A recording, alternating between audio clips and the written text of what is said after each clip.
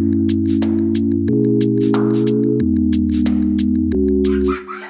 evening all, welcome to the second of our lockdown talks. These meetings started the result of the SBI Photography Award exhibitions. That then led to the creation of the Basement Collective, so good to see some of your faces there. A Swansea-based group made up of photographers from all over West Wales, set up as a support network to exhibit photography and work on collaborative projects. Elysium has always supported the SBI Photography Award and hosts the meetings and exhibitions for both the Basement Collective in the College Street Gallery and the International Photography Awards. Here we are. The lockdown talks are Elysium Gallery-led project, made possible through funding from the Arts Council of Wales National Lottery Stabilisation Fund, which is helping to support artists and arts organisations during the COVID-19 pandemic. I'd like to thank Elysium and the Arts Council of Wales for their support in providing resources to allow artists to get paid for their creative contributions. Again, please be aware we're being recorded, and if you keep all your mics on mute, put any questions you've got in the chat column, and then obviously you can ask them later on, or I can ask them to Patricia when she's finished then. So today's talk is by a good friend of mine, I hope she doesn't mind me saying that, Patricia Ziad. Having met her when she was part of the Moon and the Smile exhibition at the Glenvivian in Swansea, I was quite overwhelmed with her work. It really hit a chord with me, and I was fascinated by her process, and then obviously listening to her talk about her work as well. She has twice exhibited in the SBI Photography Award exhibition over the last couple of years, once in the Grand Theatre exhibition and then once in the new 210 High Street space. And was due to have a solo show with us at the College Street Gallery, which is still on the cards. Hopefully that will happen in 2021 then. So Patricia's photographic practice has progressed over a number of years, starting from evening classes right up to an MA documentary photography in Newport. She now works from her studio in her home in Penarth. The image she makes explore and experiment with the blurry line between photographic and artistic process. Patricia is particularly interested in responding to experience or context through impulsive, intuitive image making, while she produces images using both alternative photographic process and more painterly techniques. Subjects that hold the most interest for her are social history, post-industrial, urban, and the abstract imagery. Patricia uses film, and she uses a medium format Hasselblad camera, and she also uses alternative processes such as chemigrams, playing with unexposed paper, expired paper, new paper, old paper, also new and old chemicals then, and different resists and techniques to create her images. So I think without further ado, if you don't mind, we can pass you over to Patricia. There we are, perfect. Right. So it's all yours, Patricia. Thank you. Okay, thank you very much, Dan. Thanks very much for joining us tonight. I've kept this talk quite simple and straightforward. I've not done a Zoom talk before, so I hope it's going to be okay. I'm going to start with Alvin, Langdon, Coburn, and something. Oh, sorry. Oh. Problem. So you can press your arrow keys, I think, on the bottom to move the slides. It's not working.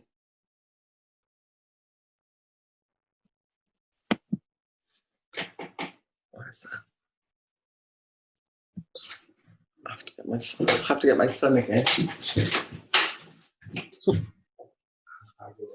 not working.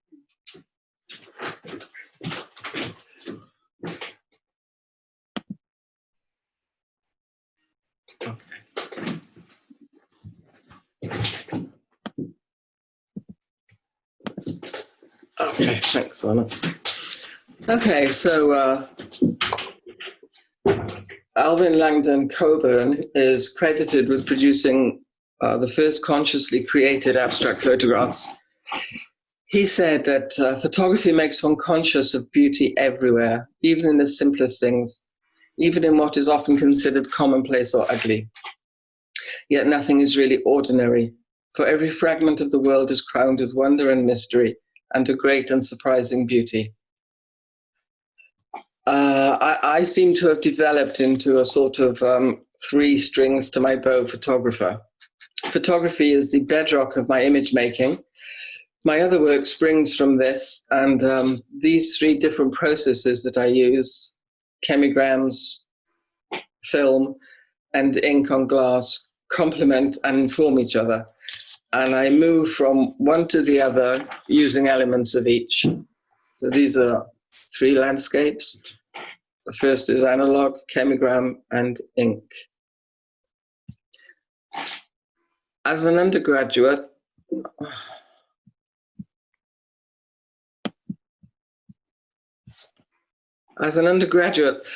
I chose to do a practice dissertation.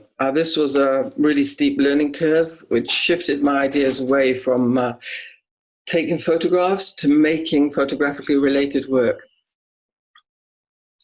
The writing focused on Casimir Malevich, he was Ukrainian, and Otto Steinert, who was German.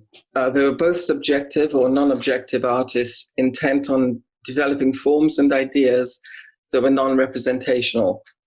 Malevich was a member of the avant-garde and a leader in a debate which declared that freedom of the artist was imperative and that art should move away from representation. He led a suprematist movement which concentrated on geometric abstract art, rejecting nature or objects. He's particularly famous for his Black Square, 1914 to 15. When first exhibited, he positioned this in a corner of the room, and this was the place where in Russia religious icons were hung. In Malevich's own words, he described the square as being symbolic of the earth. It represents the four cosmic elements, the sun, the moon, the planet, and the stars. The square is also representative of solidity. It is the ground we walk on and consists of a horizontal and vertical surface. For The Guardian, F. Spalding, in 2016, it was an emptying out of all the habits, tricks, skills, clutter, and values associated with painting. Otto Steinert, 1915 to 78, was a medical doctor. He was a self-taught photographer and a founding member of the post-war Photoform group of photographers.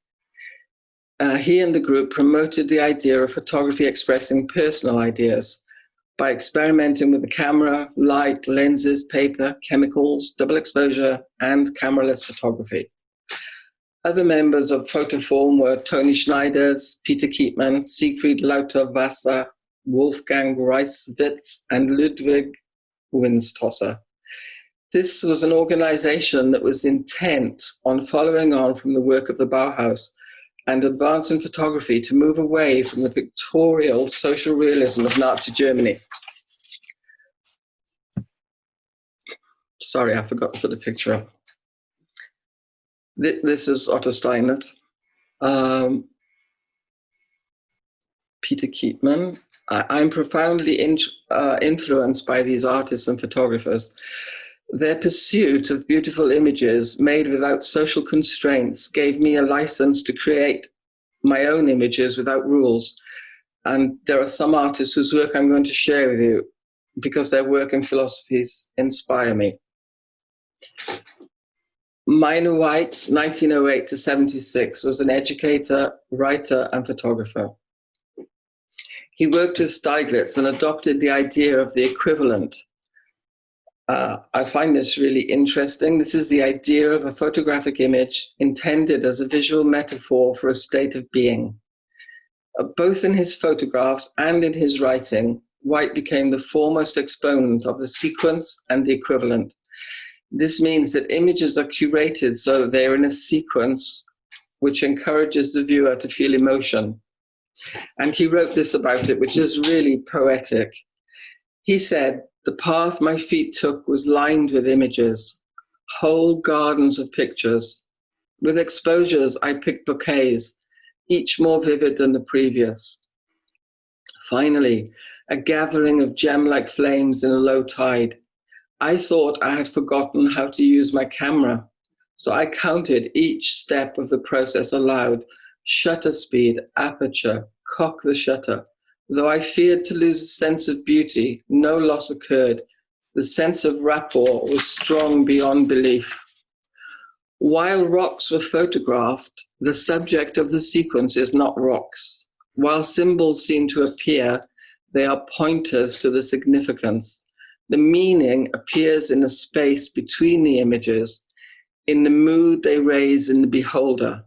The flow of the sequence eddies in the river of his associations as he passes from picture to picture. The rocks and the photographs are only objects upon which significance is spread like sheets on the ground to dry. Laszlo Moholy-Nagy, or Nagy, taught photography not as a picture-making exercise, but as a method of experimentation for learning. He was influenced by Malevich and Lissitzky, and also used the themes of geometry and space in his work. Moholy-Nagy, 1895 to 1946, they're all similar times, they overlap. He was Jewish, he was born in Hungary and emigrated to America. He was head of the photographic department in the Bauhaus, 1923 to 29. He experimented with photograms, and he was all these things: artist, author, educator, teacher, designer, collegist, poet, painter, photographer, sculptor, theorist. His experiments in light and shadow reinforced photography's value as a subjective medium, and therefore an artistic medium, rather than simply a means to document reality. And this is what I'm really interested in. Throughout his career, he returned to the photogram as an enduring method of expression. At the School of Design in Chicago, which he founded in 1939, courses in the Light Laboratory were a core element of the program, with many students creating photograms in the style of their teacher. Moholy-Nagy's photograms influenced subsequent artists, including Arthur Siegel, who studied with him, and more recently, Thomas Ruff.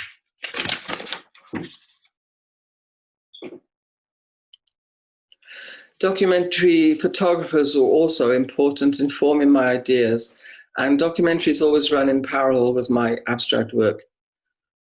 Walker Evans, 1903 to 1975, contributed enormously to documentary photography. His most famous work was for the Farm Security Administration in 1935. He photographed the Midwest and Southern states of America. He collaborated with James Agee for the book, Let Us Now Praise Famous Men. There was not actually a lot of collaboration about the book. They were very good friends, but the image and text, which are separate in the book, perfectly complement each other. Again, reading The Guardian, according to The Guardian, the talents of Agee and Evans concentrate ordinariness until it becomes sublime. Robert Frank, 1924 to 2019, just follows on for me naturally from Walker Evans. He was Swiss-born, the recipient of a Guggenheim Grant. He traveled all over America, taking critical photographs of the society he saw around him, and the images in The Americans can be seen as his personal response to American society. And after Robert Frank, we have Robert Adams, 1937 to 84. He photographed the changing landscape of America. He drew attention to the intervention of man in the landscape and the loss of wilderness. Another beautiful photographer, Louis Baltz, 1945 to 2014. He was also concerned with the changing landscape. The subjects may have been banal, but the tonal values are breathtaking. They reveal the mundane commercial architecture which proliferated in post-war America. I refer to the work of these documentary photographers again and again. Their work has taught me about composition, perspectives, contrast, tonal values, being honest, and most of all, breaking the rules.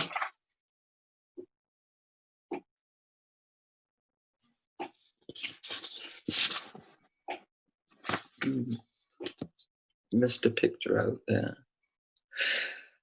The notion of non-objective art itself was inspiring when I researched my dissertation, Malevich and Otto Steinert had a huge impact on art and photography.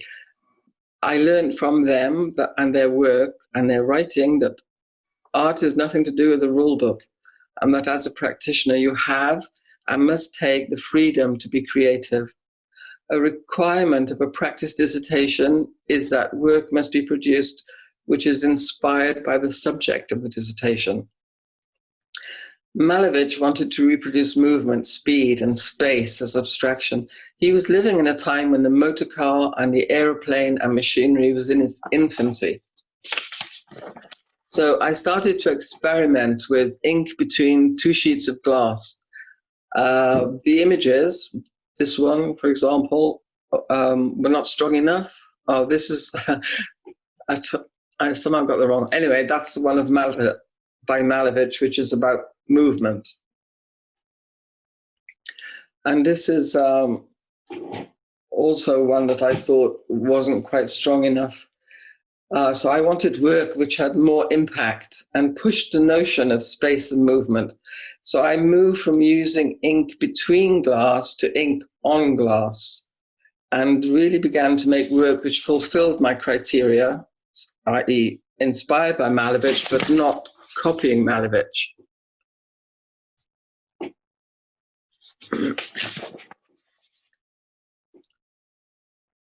These are both about movement. I also had to emulate Otto Steiner's work. This was more graphic, lighter. He often used a slow shutter speed and movement in image making, plus many more pioneering techniques. And his goodwill in sharing this with students and colleagues propelled photography forward. So these are my images, which I made as inspired by Otto Steinert. These are all ink on glass. After my dissertation, I started to experiment with making chemigrams in the darkroom. I started with the work of Pierre Cordier, who's also self-taught. Oddly enough, I just discovered that apart from a short photography course, he was self-taught. And he did that photography course with Otto Steinert. Chemigrams are all about using resists on light-sensitive paper. The choice of resist, the exposure of the paper to light, you don't need a darkroom, plus the change from normal darkroom procedure to whatever combinations of dev, stop, and fix you choose, results in producing color from black and white paper, plus wayward behavior of chemicals as they print on the paper while they move under, over, and around the resist. Cordier has videos on the internet where he talks about his work, but he doesn't actually describe how he does it. I thought that his work is there, set before you like a code. So if there's a code there, you can crack it. But I never achieved results like his. And finally, I stopped trying because I just found my own way and was happy with it, I guess. This is an early example of my work. This was made at home. I used to use my kitchen as a lab at weekends and in the evenings, setting up rows of chemicals and experimenting with them and trying out resists such as honey, glue, dissolved sugar, soap, Vaseline, etc. This is the resist on this is silver nitrate with ferric chloride, and it's just simply mark making really with a paintbrush. They look like flowers, but it's a paintbrush. I began to work in a darkroom in Bridgend College, which I had to myself one day a week, which was a real luxury and a privilege. I would go in early and work till I was asked to leave. I bought a large roll of paper from the internet, and I used to hack pieces off on the floor. So they were all different sizes. This was a very interesting time of research and experimentation.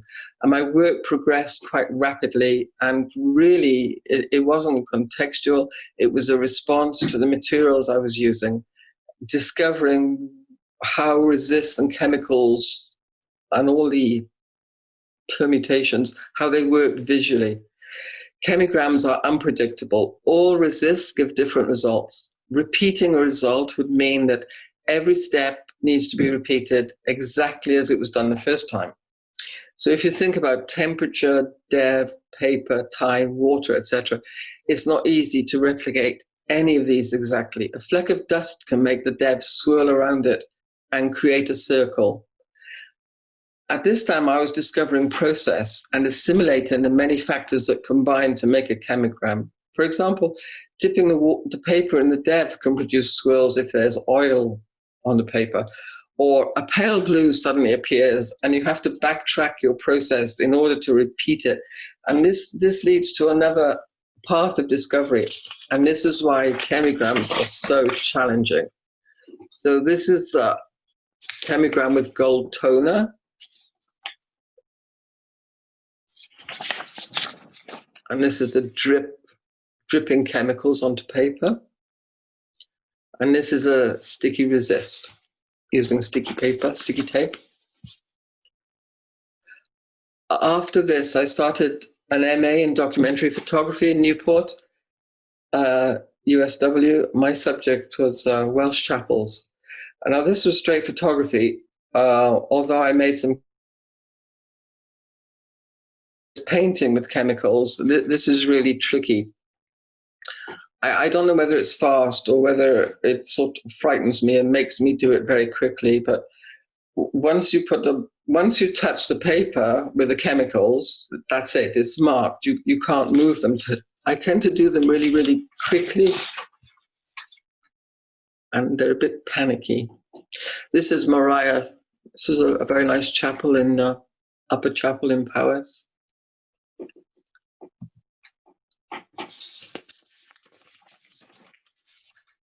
This was Bethany Chapel in Ryder in Powys. This is film.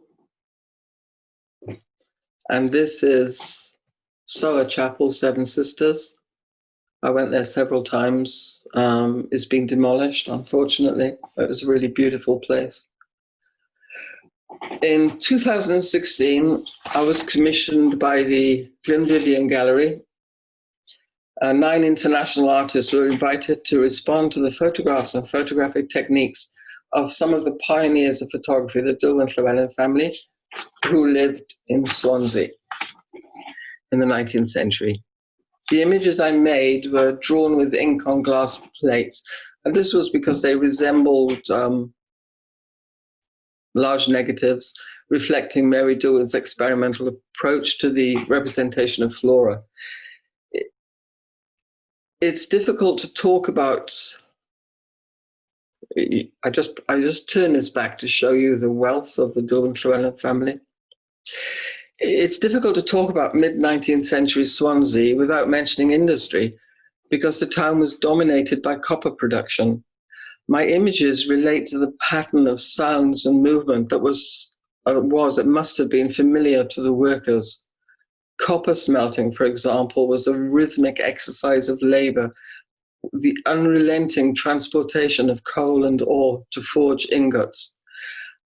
This work attempted to reproduce that monotonous, repetitive, difficult process that the labor force was compelled really to endure in industry, and express some of the rhythms and the shadows of their working lives. There was a sense of darkness in industrial Wales, and not of being underground, but of mental, spiritual, and physical poverty, a sullen knowledge of deprivation, and this eventually surfaced in the form of political protest. Sorry.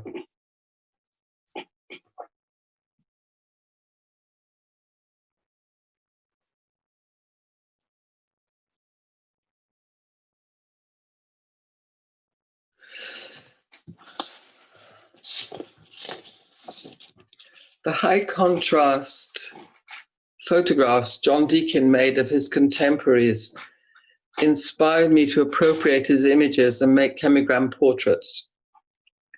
I draw these from the photograph, not to achieve an exact likeness, but to capture some of the essence of the subject. The unruly behavior of the chemigram really suited this series. The friends and associates of John Deakin were wild, talented, and hedonistic. So this is Alan Reynolds, who was a painter.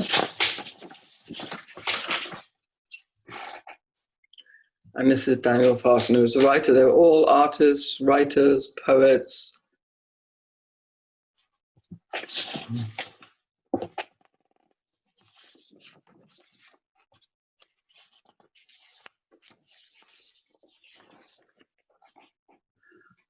In 2017, I did a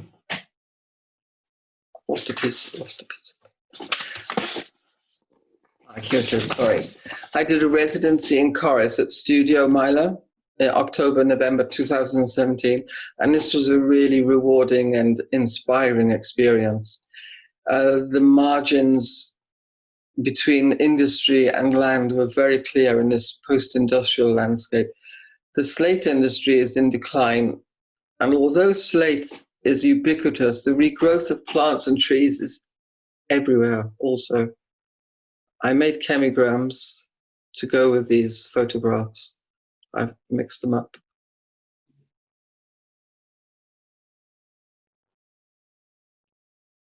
The landscape is just extraordinarily beautiful, and then you see slate tumbling down mountainsides, slowly being subsumed by regrowth.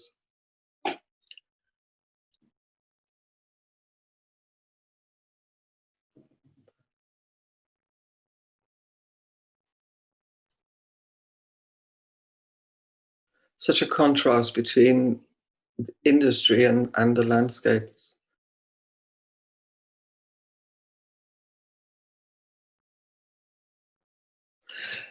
Now, in December 2019, I photographed Kapur. I'm sure I haven't said that properly.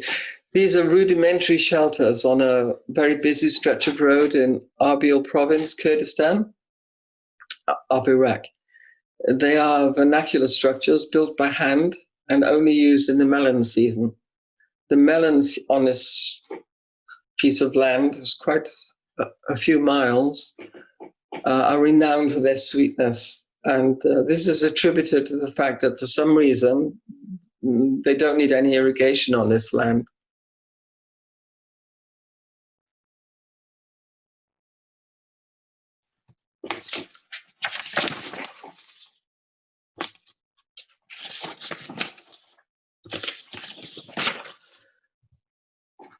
As a member of Concentric Art Group, I made chemigrams to celebrate women in protest. We did one for Pussy Riot when they came to Cardiff. The exhibition was in a tram shed, but actually Pussy Riot, the concert ended up being in the cinema in Albany Road.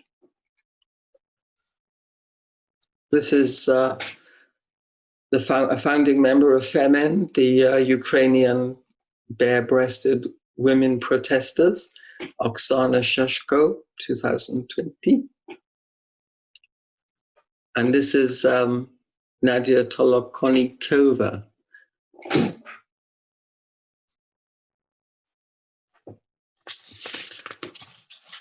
And my last piece of work was Frame, which is a photography collective, have an exhibition called Every Woman in the Senate to celebrate International Women's Day. This obviously was shut down in the shutdown.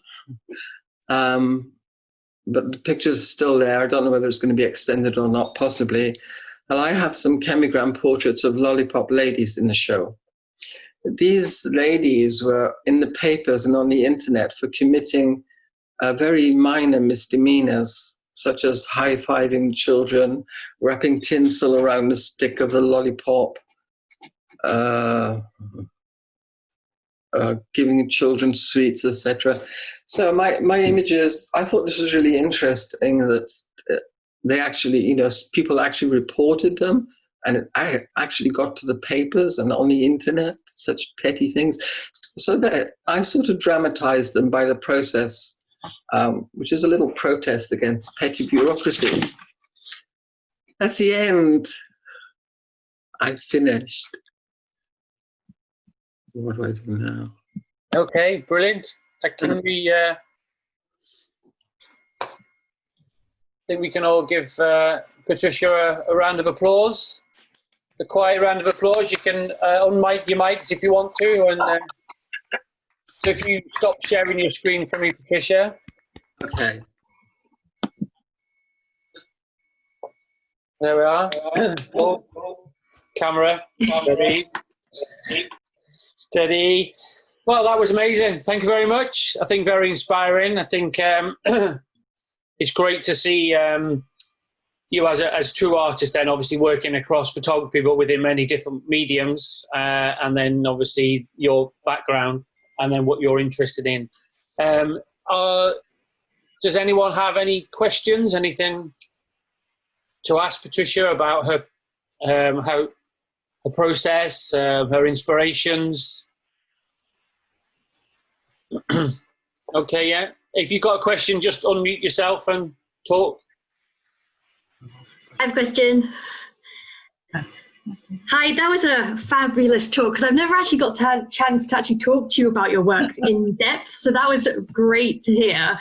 One of the things that really stood out for me was when you were saying about non-representational photography, because that was something I was trying to do in my undergrad years ago, and I got told that that wasn't okay by my tutors for some reason, so it was like a breath of fresh air to hear all of this today. So my question was, you start off by kind of experimenting with this type of photography, and then it just kind of suddenly started becoming, you were switched to doing portraits. So I was just wondering when and like why exactly did you go from these very abstract kind of movement captures to going back to portraits? I've never really done portraits, but I think the reason really is because I'm trying to push the limits on what I can do in the chemigram process. That's why. You know, to do something much more detailed, much more representative is very different to do an abstract. It's much harder. It takes a lot more time. And I think the results are interesting as well. They're almost a little bit cartoonish, caricaturish, and some of them are very funny. There's no two ways about it. They're very funny. But I like that. So yeah, that's why, really, just to push myself. Great. Yeah. Cool. Thank you very much. Okay. Can I ask a question? Yes. Your Incon glass works, I wasn't quite sure whether the work was the photograph or the work you showed was actually, I never saw the work. The work you showed was actually ink on glass in the setting. No, I don't. If I exhibit them, it's a photograph of them. Okay, and does the ink on glass, is it just to get the photo, or does the ink on glass stay as a finished work somewhere else? As in, does it dry? Does it cure? It dries, and I've always been trying to think of a way that I could exhibit them, but they're very messy things, and I've never really. After the Glenvivian, I printed them on. They were mounted on metal. They're very big for the Glenvivian. No, I've never really found a way. They need backlighting for one thing, because they are literally like a negative, and the detail in them is phenomenal. Well, they're just like a negative. So no, I haven't found a way to exhibit them yet. I've thought of little things like slotting them in a stand and putting a light behind them, but I haven't resolved that one. Thanks. Okay, thanks.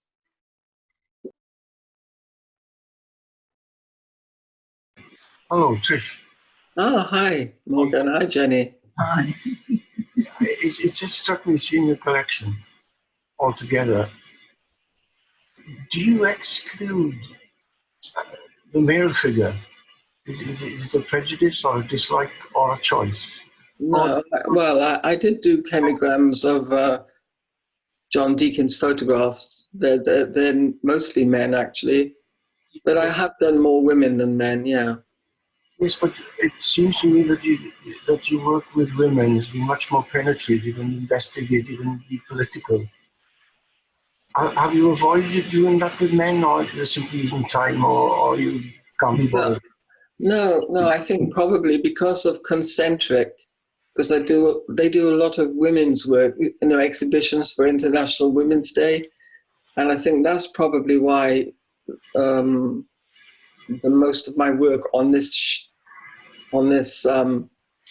Zoom presentation, there were a lot more women than men, because I was motivated because I was making them for a specific thing like International Women's Day.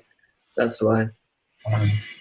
So the political climate of art at present is more towards women's concerns or the feminine concerns. Sorry, Morgan. Men are poorer from not having been men. It seems to me that men are the poorer for not having come under your microscope. Definitely.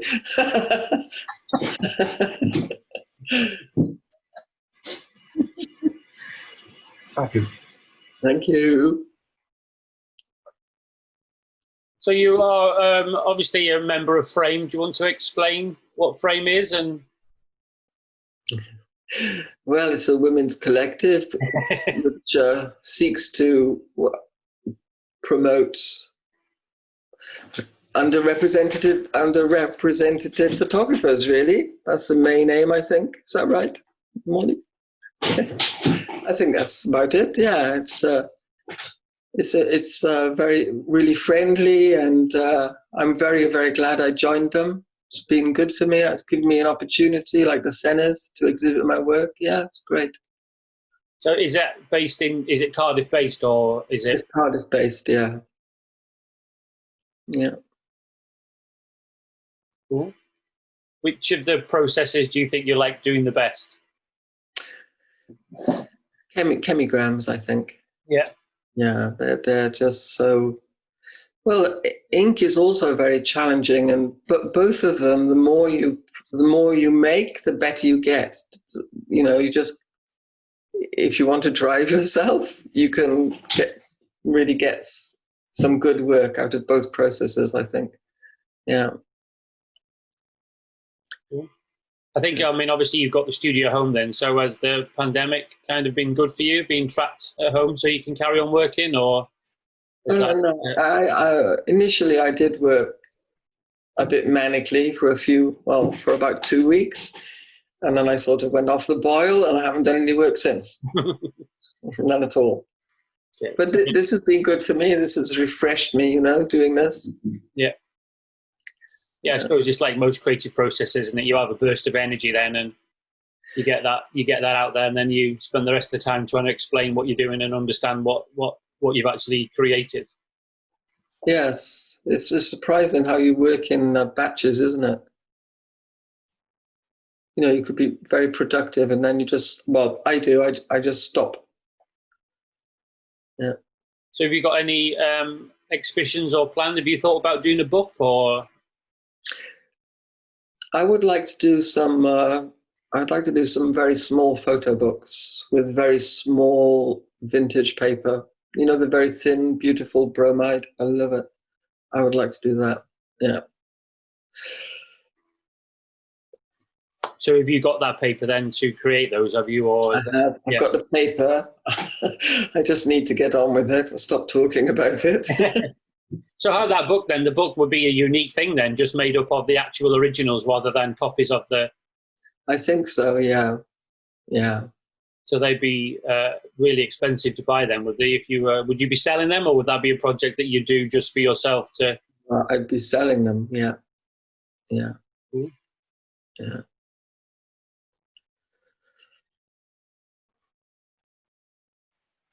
Yeah. Is any more questions? Anyone want to? Yes, sorry.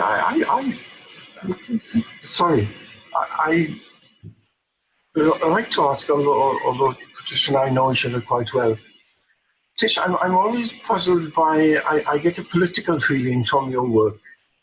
And it's a fair, and I share it, it's conducive to me. But do you see any political aspiration in your work, apart from being a sort of there's an extrovert feminism in it. I don't feel it's exclusive of humanity. Do you feel any humanistic motivation, or is it, you just take the bloody things and get on with it? No, not at all. Yeah, I'm very aware of politics and things like, industry in Wales. When I went to Corus, I went inside a slate mine where there were 8 miles of tunnels that had been dug out by hand. And that just sounds like tragedy to me. You could see all the chisel marks in the walls, and I could just stand up in those tunnels. So yes, I'm very political. I'm very aware of politics, and I hope it's at least, if not overt. I'm glad you said that, Morgan, because I like to think it's there in my work, definitely. Yeah. Yes, I agree with you. I feel that, and I feel we sympathise on it. But I just wondered how much it contributed to you in advancing the work, or do you have feel a sense of decline with current politics and the idealistic ambitions of your illustration? Well, current politics frustrates me a lot. I feel that the conversation is not there anymore about class and ideology. I just feel it's not there. But that's the sort of politics I'm very interested in. Yes. The thing that strikes me about of your work is its simplicity. It might look like an abstract distortion, but what I get from them, and I'm grateful for it, is that feeling of simplicity. Hard to beat. It's very hard to be simple when you do things like chemigrams. It's really hard. It's the hardest thing. Thank you, Morgan and Jenny. Because you got the political. I love the lollipop ladies and the way that you were fighting against the pettiness of those people then, and how society has led for people to report things like that, especially when it's related, I suppose, to children and stuff, and the way people are terrified of their children meeting other adults and things like that. I think that's it's quite interesting. I like that, the nod and the wink to that then. So is there any more of that? How many of those did you do in the series? I've got about 8 of those. Yeah, political correctness just goes too far. And it's a very controlling thing as well. Very. So would you carry on that theme of putting those little things right in the work, or are you thinking of working on something different now? No, I'm going to move on to something different now. You'd have to do a chemigram of Mr. Trump and Mr. and Boris then. I think that would be a nice diptych, those together. Okay, that's a good idea. Because you got the movement of the hair, I think you could really do well in the chemigram. Probably. Yeah. Yeah. Patricia, could I ask you a question, please? I'm really interested in the magical processes that your work has sort of evolved with. Do you do workshops? No, I don't. I have not. Would you consider doing them? Because there was one process that you said didn't need a darkroom, for instance. Yes, I would.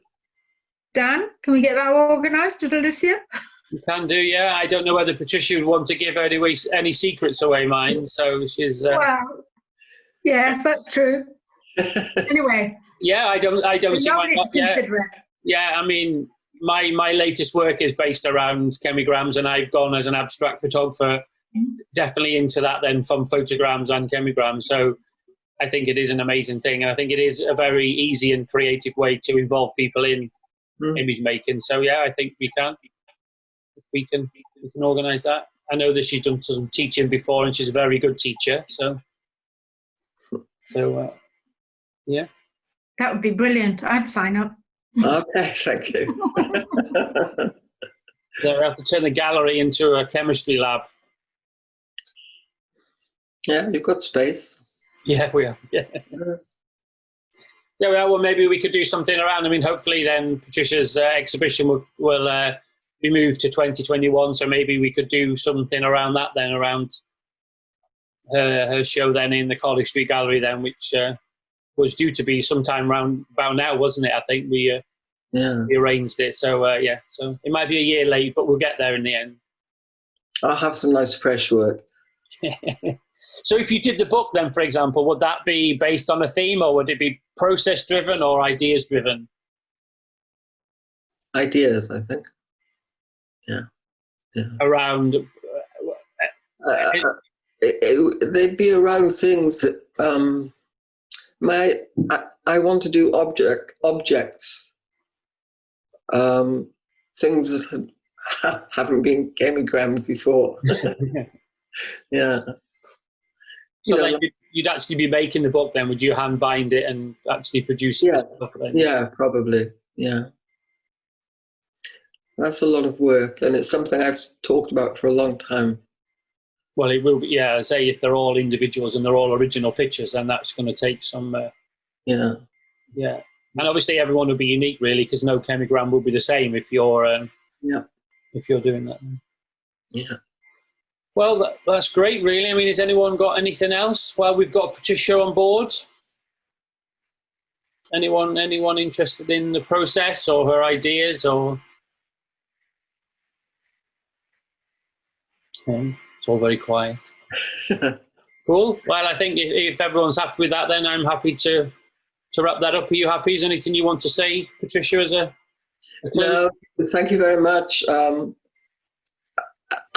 Amazingly, I enjoyed that. I didn't expect to, but it's been great. Thank you. Thanks for inviting me. That's no problem. It's great. Like I said, we've seen your work in 3 exhibitions now, so it's nice to see what's behind it, your influences, and how you create the work. Thank you. Like you said, there's always a nice bit of humour behind you and what you do. So it's great to see that in person. Well, as in person as we can be in this environment. So yeah. Yep. So yeah, definitely. Well, we'll look forward to getting you back in for an exhibition. Thank you. Seeing whatever you create for them. Thank you. Thanks everybody for listening and watching. Thanks very much. Thank you all. We've recorded the whole session, so it will be up on Elysium TV in a couple of weeks then, when the technicians have worked their magic and turned it into whatever they're going to turn it into. So again, I'd like to say thank you again to Elysium, obviously Basement Collective and the Arts Council. And thank you for all you. I mean, it's amazing. There's 30-odd people here then, so I think it's outstanding that you've joined us again. And we've already got the talk lined up for next month. I spoke to a chap called Michael, who's a photographer in Los Angeles. He's the creator and founder of Analog Magazine. So he's willing to talk about his work and obviously tell you all about the magazine.